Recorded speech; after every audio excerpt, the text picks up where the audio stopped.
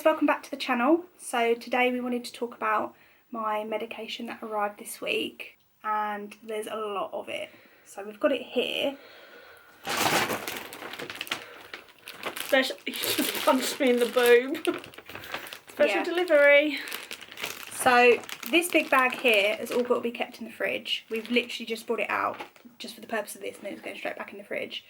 But these are all my injections that I've got to take. It's quite overwhelming.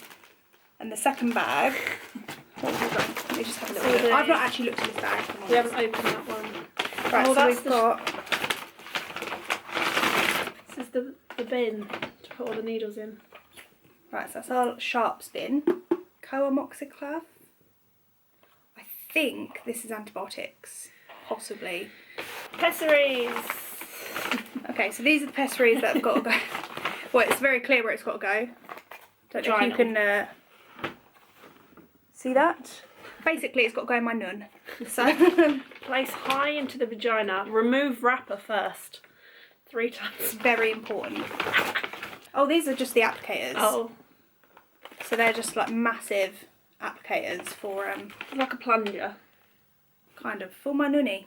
Yeah, so I think the antibiotics, is that for, I think that's for after I've had my collection. Eggs, yeah, after egg collection. Yeah. That's the surgery. So that I don't get any infection, obviously. We don't want that. It's a pretty rogue procedure.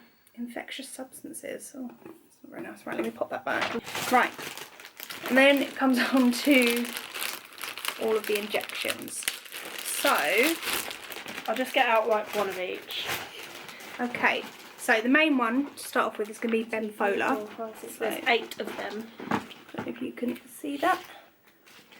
Yeah, so I'm on 150 units, which I'm told is quite a reasonable dose for mild IVF.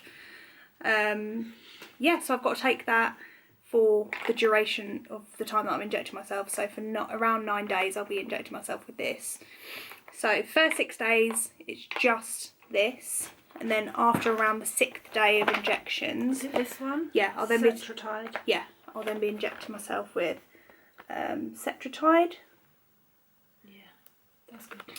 That's 0.25 milligrams. I don't know if that's a high or low dose. I don't know if that's a normal dose.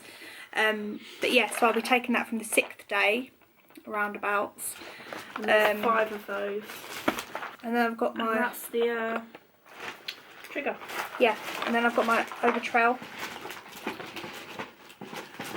So from what I know, I believe the Cetrotide, depending on, because they scan you, like they do an internal scan just to see how your eggs are developing in that time. So obviously if all goes well, then on the 6th day I'll start my Cetrotide. Yeah, so the Cetrotide blocks my hormones and stops me from ovulating basically, and stops it from releasing an egg. Yep. So they're stored in my ovaries, and then I take the Overtrail. So that basically prepares the eggs for collection. So that's really, really important. I take that on the last day, I think, possibly, but they're going to tell me exactly when I need to take that. That'll depend on the scan. Yeah, so it's Benfola for the duration. Yep. And it definitely at least for 6 days. So around the 6th day, that's when I start my Cetrotide. So I'll be taking Benfola and Cetrotide every day. And then on the last day, I believe, that's when I take my Overtrail. And then this will be the trigger shot right at the... Yeah, the Overtrail. Right at the end. So yeah, the big one. There's loads for like me to think about. We've got a tiny little fridge as well, so all this has got to be kept in the fridge. But it's like exciting because all that's arrived this week. Annoyingly, I mean, we're not going to be starting for like another 2.5 weeks. Yeah, but... because it all basically depends on your cycle. So we're not starting the injections until the 2nd day of my period. So that's going to be around... 22nd-ish? Around about the 22nd-ish. Which feels ages away, but actually that will go so quick. And it's working all week. And so. It's all like really uncertain because like I've booked some time off work of when I think I'm going to be starting my period, so that I can do this and not worry about and stress about work, but then hopefully tie in with my egg collection. That's the main one that I'm concerned with, because I've heard that you get quite a bit of cramping after that and you just want to chill out. Yeah. So I'd like to do that and then not have to worry about going to work the next day. or later on in the day, or anything like Anything like that, which would be ideal. But again, you can't predict it. You can only do a rough estimate. But that's what it's all been, a rough estimate of when things might or might even not on happen. like collection day, I just want to be able to, obviously, because you're not supposed to be bed bound or anything after collection day. You're supposed to be active and light exercise. Yeah, to get the blood flow going so that it attaches. I would like to have the day so that I can kind of chill and I can do what I want to do. What's the other thing they said? Laugh a lot. So we'll have to watch something. Dexter. That's not laughing, that's stress. Can I laugh at you? Come here. Being camera shy. There he is. Hey, try and make you a big brother. That'd be nice, wouldn't it? Yeah, a bit of a weird update because we've got all the stuff and we're ready to go, but we can't go until... all the gear and no idea. Exactly, literally, until I come on my period. So it's just a waiting game. It's not a fun thing to wait for, is it? No, not at all.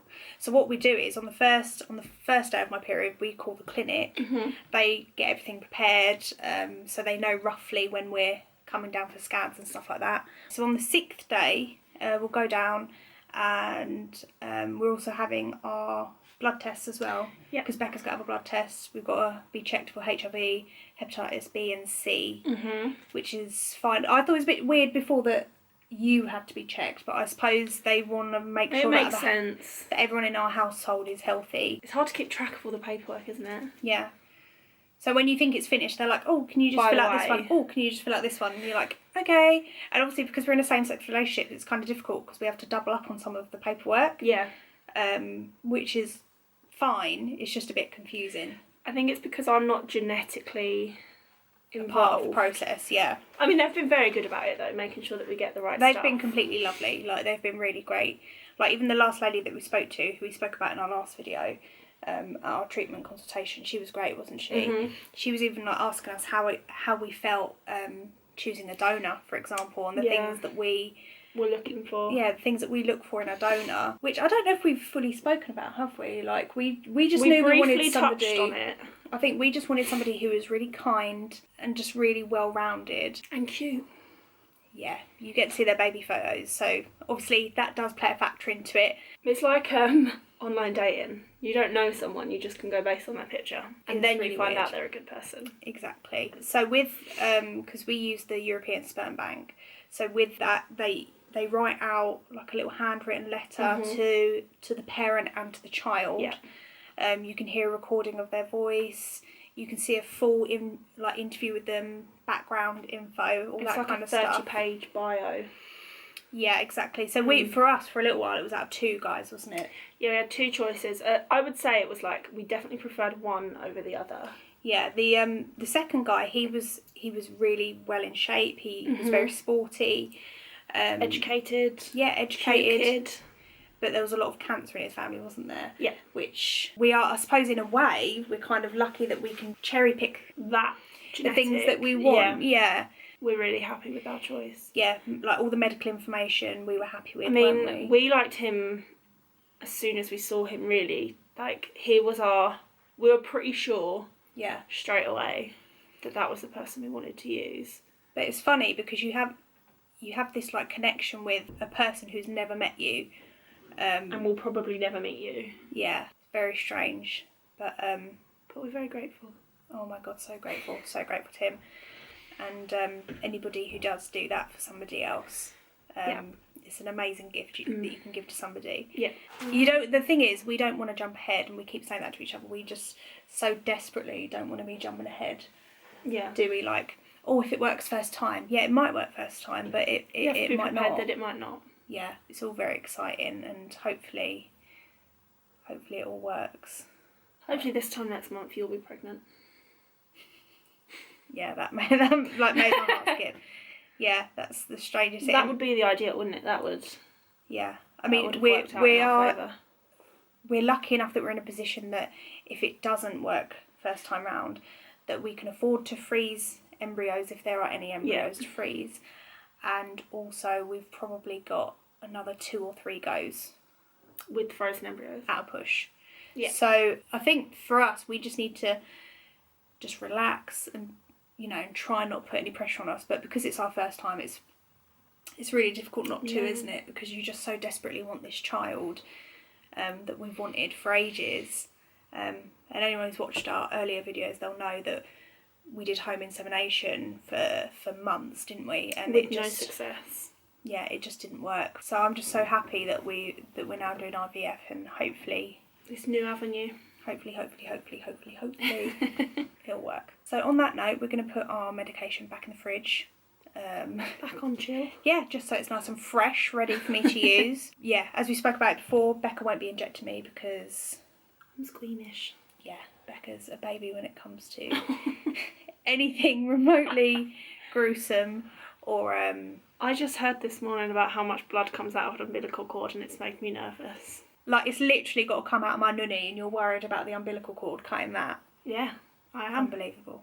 Anyway, we're gonna sort out the rest of our medication. We're gonna put it all back. And have a chilled out weekend. Yeah, and I'm gonna eat lots of roast potatoes later on. Because Becca's mum has invited us round for a girls' evening, and she's promised me that I can have a whole bowl of roast potatoes all to myself. Yeah, she said, "What do you want for dinner? Do you want a bowl of roast potatoes?" And the answer was yes, obviously. So yeah, we're gonna go. Yeah, and we'll talk to you soon. We'll update shortly.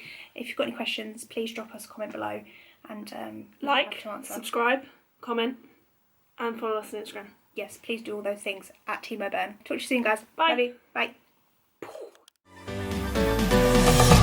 No place I'd rather be. You're the girl I want.